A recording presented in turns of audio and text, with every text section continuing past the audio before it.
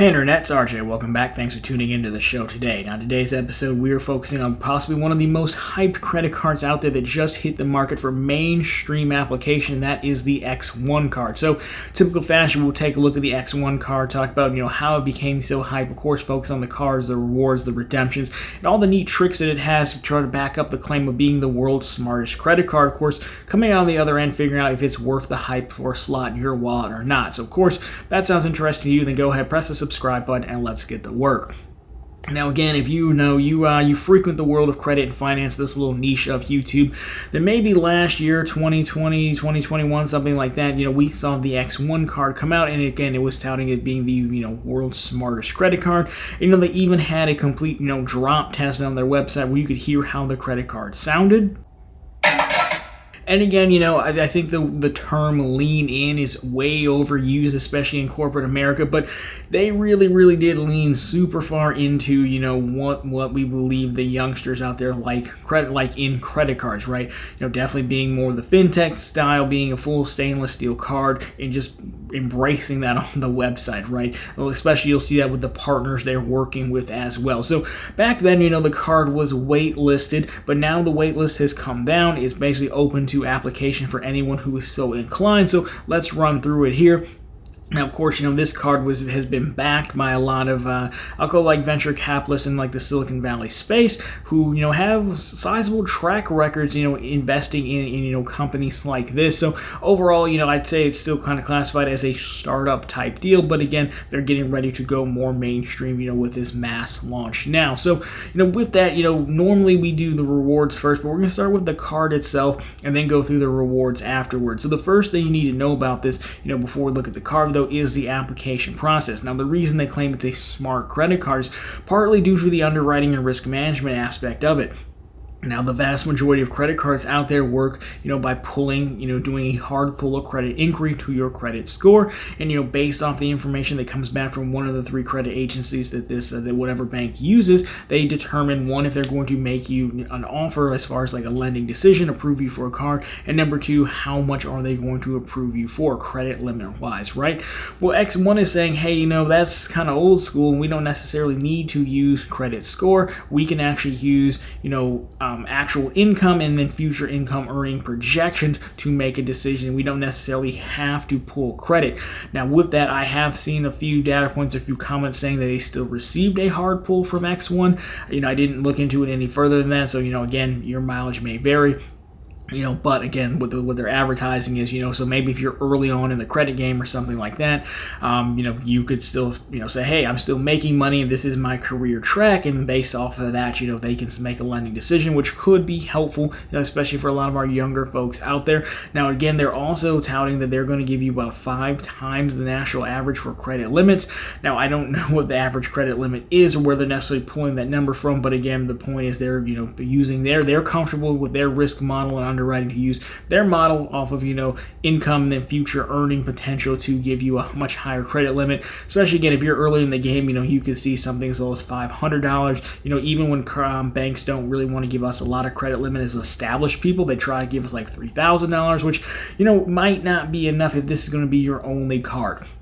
So anyways, that's part of how they claim this is a smart card, part of it anyways. Now let's take a look at the card itself and really get into it.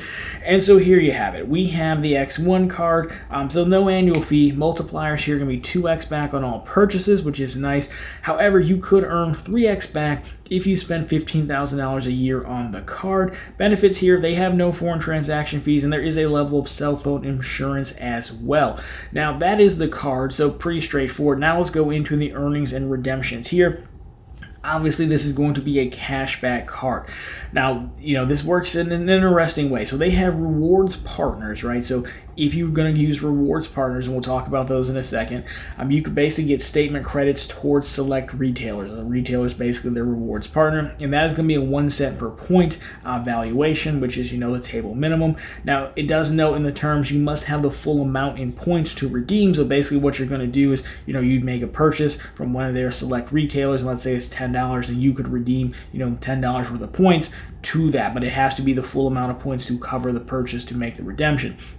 In addition to that, if you wanted to play the straight cash back route, well, then you can do that as well through statement credits towards other purchases. So, if you bought something from someone who was not part of their select retailers, you could still do that. You don't have to have the full amount in points to do it. However, you're looking at about a 0.7 cent valuation on that, which stings a little bit. But again, if you wanted to go into it a little bit further, that 2% back will be at technically 1.4%, and then if you had that 3% valuation, from spending $15,000, you're looking at 2.1%, which, wouldn't necessarily be terrible. So overall, again, you can see this is a cashback card. Now, again, the main cashback redemption is pretty straightforward. Go into your account, pick the purchase you want, then make the choice to redeem points. However, they mean for you to use their partner retailers, right? So who exactly is on that partner retailer list, and how does that work? And here you have it. These are redeem points at brands you love. Is basically what they're going for. These are their partner retailers. And you can see they have a few categories: tech, fitness, retail, and travel. So I'll leave this on screen. We're not going to talk through all of them. But, they have some big names. They have Apple, Best Buy, PlayStation, Xbox, Sony. They've got the Nikes, the Lululemons, Adidas's, people like that. They have retail. They've got Amazon, which is probably the biggest retailer, IKEA, Home Depot. Travel, they've got Airbnb. They have American and Delta, Hotels.com. So, again, I'll leave this up, but if you look at it, they have, quite the list of retailers here to take a look at. So overall, there probably should be something for everyone on here. Now, in addition to that, again, while leaving that up, there is one more neat party trick that I found while looking at the card itself. One thing that they advertise as part, again, the smart card piece, and that is basically, the generation of digital cards or temporary cards. So, the use case is, how many times have you seen a service where, you're going to try it out for 30 days free, but of course you have to fill out the payment information. You're required to fill out the payment information to start that trial, and of course there's no way to make it not auto-renew. Well, for me personally, that's actually the reason why I don't try a lot of things, because I simply shouldn't have to give you a credit card for a free 30-day trial or whatever it is in this use case. Well, X1 has you covered in this, and this, again, they're basically saying we can generate one-time cards or temporary cards, which is pretty cool. Now, again, I think the term they're using is actual virtual cards, but on the screen you have it. They have standard card, okay, cancelable at any time. They're saying, hey, that's a gym membership. So, your gym membership is, billed monthly like mine is, and you might want to generate that, and then if you got in an argument with the gym or whatever, you can simply cancel that virtual card. And you have the free trial cards, auto-canceled in 24 hours, kind of like what we talked about. They even put Hulu free trial. I'm sure Hulu loves that they use them for this example. And then they have single-use cards, auto-canceled after one use. So they said you could give a gift card in this case. So not even have to go buy a gift card. You could just simply give the card, the virtual card, to someone. And I think that is really cool, actually, and that's something I wish other issuers would do, because you can see these use cases are actually very helpful, because we've all been there with all these examples. For Hulu, though. So anyways, that is pretty much X1 card. Now, what do we think about it? We actually think it's a pretty good card. I think the world's smartest card is a bit much, but that's fine. Everyone has to have their marketing tag. It does somewhat bother me that you have to redeem the cashback specific or statement credits to their partners. I don't necessarily know why it bothers me. I think it just does, because if you use me, for example, for a minute, the last few things I bought were Apple, so this is, we have the 14 Pro here, because why not? We have the monitors, the M1 Pro, MacBook Pro. You name it, and you're really talking about, if you spent the $15,000 on the card at 3X, I think you're looking about $450 cash back. So if you knew you're going to buy the new iPhone once a year like I do, well, then there you go. You're going to redeem, something towards it. Now, of course, it has to cover the whole purchase, so maybe you're talking about a case or accessories or something like that. But still, because they have such a wide range of retailers, I think it's fine, especially given their target demographic.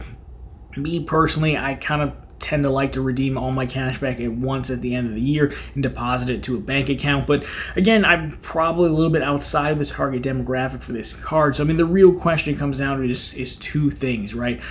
Can you spend $15,000 a year on this card? Which, if this is your only card, I think that's reasonable, because again, if you think about tax time, right? If you pay your taxes through the IRS, the federal taxes, they charge you 1.98%, and this card's going to give you 2% back. So even if you were simply trying to cut the line, so to speak, and you get that $15,000 spend, well, there you go. That's a fine use case, because you can still do it and you won't lose money. And of course, once you've spent that $15,000, it basically makes all the points you earn retroactive, and they'll go back and add in the one extra bonus point they owe you. Other thing here is that, if you're younger and you're not, I wouldn't say necessarily trying to like rebuild credit or something like that, but if you're on the younger side, you're like, I almost see this as like you're like a young professional just out of school, something like that. Your credit score might not be there yet, but you're still trying to get a cool card. Well, then because they're going off of earnings or future potential earnings, this could be a good avenue for you as well. So overall, I think it's really just me that redemption piece kind of bothers me a little bit. But again, the retail list is so big that I think it's fine for the majority of people. Again, the fine for the majority of people who this is targeted at. I would still like to see, mainstream issuers steal those virtual cards, because I think that can really come in handy. And, it's definitely a feature I would like. So I would like to see also how they're going to keep iterating on this card. I got to imagine, a company like this with the backing they have, I can only imagine them adding more features, smart features as they go, or even going to like a pro version down the line. But of course, that's a video topic for another day. So anyways, guys, that's been a look at the X1 card. Overall, I think this one does get a stamp of approval. Again, if you're in that target demographic, you can hit that $15,000 and spend. Then I think, this could be a pretty good one to two card setup for someone like that. But of course, let me know your thoughts down below. Or if you've been on the wait list and already approved for the card, even better, chime in with your user experience, how the card has been so far for you. Love to get your thoughts, and I think you'd help a lot of people make a good decision. So anyways, guys, that's been it for this one. Of course, if you liked it, drop me a thumbs up down below. Of course, if you found it particularly interesting, consider subscribing to the channel, because we're posting content just like this every Monday, Wednesday, and Friday. Of course, right back here every Sunday with all the news you can use in the week that was in credit and finance. Again, question for you guys, sound off down below, especially existing X1 card holders, or if you're someone, just about to jump and pull the trigger on this one, let me know your thoughts, how you like it, what won you over on the card. But anyways, guys, that's going to do it for this one. As always, thank you so much for watching. I'll talk to you very soon in the next one.